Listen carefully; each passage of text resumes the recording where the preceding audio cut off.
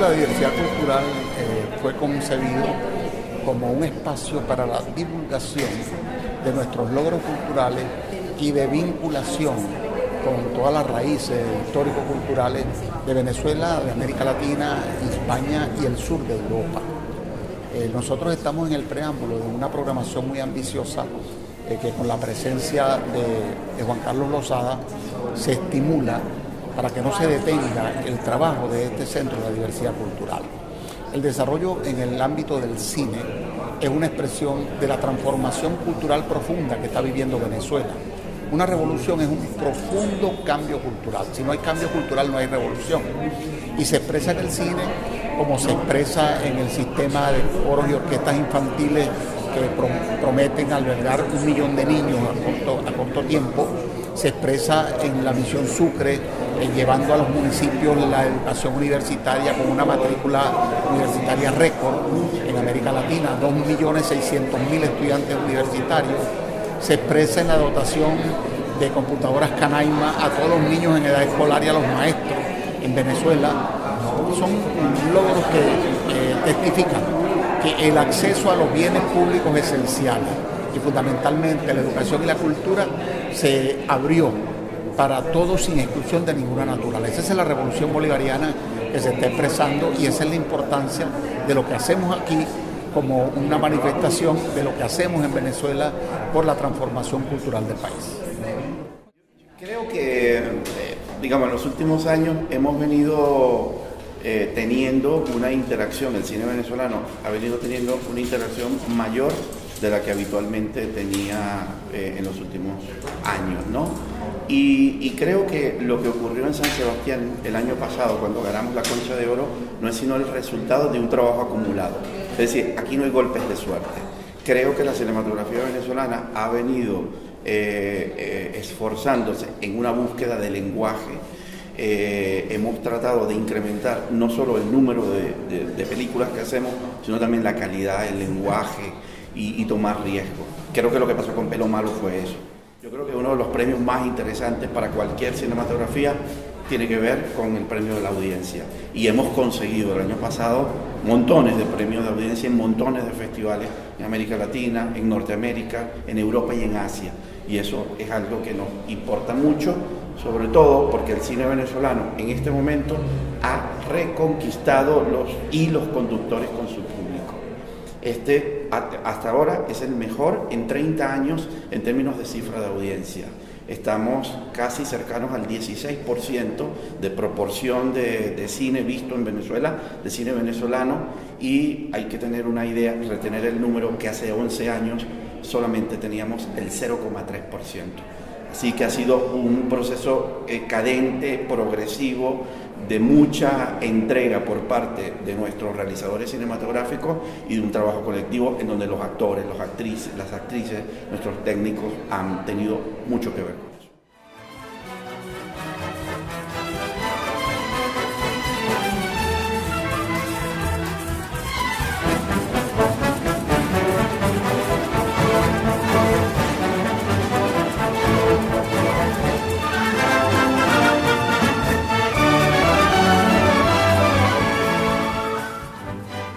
Muy honrado de estar acá y sobre todo muy contento. Yo comentaba hace rato, bueno, me he sentido por supuesto muy a gusto acá en España desde que llegamos a San Sebastián, pero cuando traspasamos la puerta del Centro de la Diversidad Cultural, yo comentaba allí que sentía que había llegado otra vez a Venezuela y es un poco la idea de este Centro de la Diversidad Cultural, que exprese la riqueza de un país que tiene muchas culturas que conviven ahí dentro, que exprese toda la potencialidad de un pueblo que está en movimiento, que está resuelto a hacer cosas, que se ha descubierto 1000 veces creador y que crea y hace múltiples cosas en la música, en las artes, en la cultura, en la educación, en todos lados.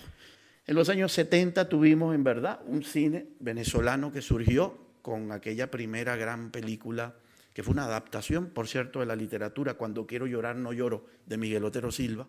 No puedo dejar de mencionar tampoco, sería mezquino dejar de hacerlo, que tuvimos también una película sobre Bolívar, una película, y gracias a usted, la tuvimos con un Maximilian Schell interpretando al padre de la libertad suramericana, y es algo que le agradecemos y se lo vamos a agradecer profundamente siempre, siempre.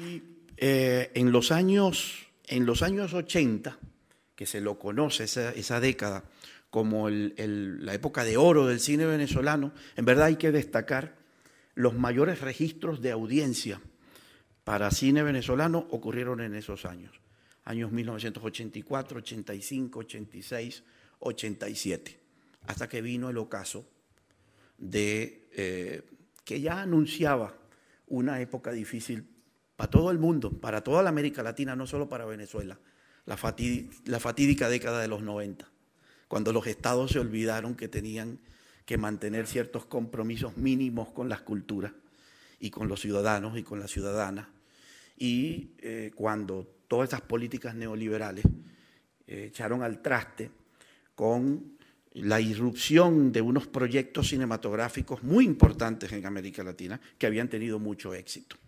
Fíjense ustedes, durante la década de los 90, en Venezuela, entre 1990 y 1999, para todo el cine venezolano en esa década, no llegamos a 3,5 millones de espectadores, juntando los 10 años. Apenas este año, en los primeros 9 meses del año, estamos cercanos a los 4 millones de espectadores. Es decir, que en apenas los primeros 3 trimestres de un año hemos superado ya toda una década, esa década así llamada la década perdida. En el año 1994 se crea la Ley de Cine, una ley de cine que crea el SENAC, y en el año 2005, y el señor embajador Isea era diputado en esta nueva Asamblea Nacional, logramos reformar esa ley de cine, y en esa ley de cine se aprobó, por cierto, no solamente con los votos, y lo remarco, no solamente se votó por parte de la bancada del partido de gobierno, sino que gozó de absoluta unanimidad. Es una de las pocas leyes aprobadas con total unanimidad, es la ley de cine, la reformada en el año 2005, que creó el Fondo de Promoción y Financiamiento del Cine. Creo que la representación del popular, como es la Asamblea Nacional, se lavó la cara ante la historia para legar a nuestro país un tipo de afirmación distinta en términos de la dignidad nacional.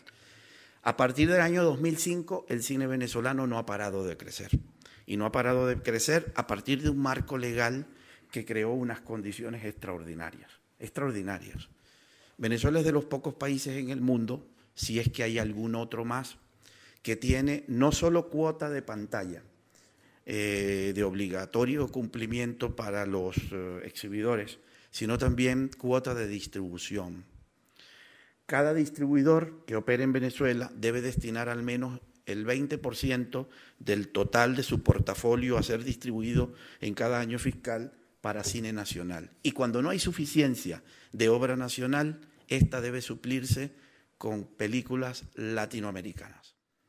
Yo siento que nosotros hemos dejado de hacer películas para pasar a construir una cinematografía. Es decir, reconocer que los cines no están compuestos nada más con los fondos que se otorgan para que determinados realizadores, directores puedan hacer películas, sino que hay que hacer inversiones en la formación, hay que hacer inversiones continuas en la conservación, en la preservación, en la distribución, en todas las áreas componentes de la cinematografía venezolana. Cada vez más nuestro público está queriendo verse, está queriendo más cine. Hasta la fecha hemos estrenado 17 largometrajes y tenemos algunos otros 10 o 12 más que debemos estar estrenando en el último trimestre. En general estamos estrenando una película cada viernes. Me preguntan cuál es el futuro del cine venezolano. Ese el futuro que se está imaginando cada quien en la cabeza 300 veces, y las otras que están en las aulas en Venezuela o los muchachos que están queriendo asumirse como creadores en algún pueblo de Guárico. Solamente decirles que estoy muy honrado de estar acá en el Centro de la Diversidad Cultural de Venezuela, de estar acá, de verles, además de saber que con su presencia, de alguna manera, en Europa está presente, está viva la llama de la idea bolivariana, de los países libres, de los países que se construyen a sí mismos, de los países que asumen el derecho como lo hace el mío, de establecer su propio proceso, respetando la diversidad de todos los demás procesos y sistemas políticos del mundo. Lo que nosotros pedimos es exactamente lo mismo, la regla de la reciprocidad en el universo, es decir, que se nos comprenda también con la misma generosidad, con la misma benevolencia, no por lo que les decimos, no nos juzguen por lo que les decimos. Si van a juzgarnos, les invitaría a que nos juzgaran por lo que hacemos, por lo que están haciendo en un país de 30 millones de almas que están resueltas a ser libres, como una vez ya lo fueron, a seguir siendo libres en un ejercicio de libertad absolutamente nuevo, renovado, bolivariano. Gracias a todas y a todos. Conversatorio con Juan Carlos Lozada. Complacido, totalmente, como venezolano, como latinoamericano y como amante de nuestro cine. Me parece que se trató de una gran exposición de lo que acontece en Venezuela y de la mirada que tenemos puesta sobre América Latina y sobre Europa en general, y particularmente sobre España. Las cifras son contundentes, el trabajo que se ha realizado es brillante. Cada vez tenemos una generación, yo diría que prodigiosa, haciendo un gran cine, y el futuro nos espera. No, me pareció una exposición extraordinaria. Sí. Yo lo conozco mucho a Juan Carlos y la verdad que mi vinculación en los últimos 8 años es mucho más estrecha con la televisión. Manejo todo el tema de la televisión y me interesó mucho escuchar esa perspectiva del cine y esas vinculaciones que tienen que tener, que es lo que queda por plantear más a fondo, entre la televisión y el cine. Es nuestra preocupación y cómo la gente puede y necesita utilizar los recursos tecnológicos y audiovisuales ahora para expresarse y para expresar la realidad que tiene. Y en eso la televisión y el cine tienen que marchar juntos. Bueno, para mí es fundamental y felicito a los organizadores, al Centro Cultural y a la Embajada de Venezuela y a todos los que están haciendo algo por el cine venezolano. Es fundamental tomar un referente en unos momentos de crisis del cine español, donde fundamentalmente el gobierno no es sensible hacia la cultura, cuando la cultura es la base de todas las cosas. O sea, sin cultura no hay futuro, sin cultura no hay libertad, que decía Unamuno, sin cultura no hay dignidad, sin cultura falta educación, sin cultura no hay nada. Y aquí se está despreciando cuando vemos que en América Latina y especialmente en Venezuela se le da un respeto, un valor, se le protege y se le incentiva. Ese es el modelo que nos gustaría tener aquí en estos momentos. Por tanto, todo lo que se pueden hacer actos para difundir ese modelo y esos valores, no solo lo apoyamos, sino que estamos de acuerdo y creemos que es fundamental.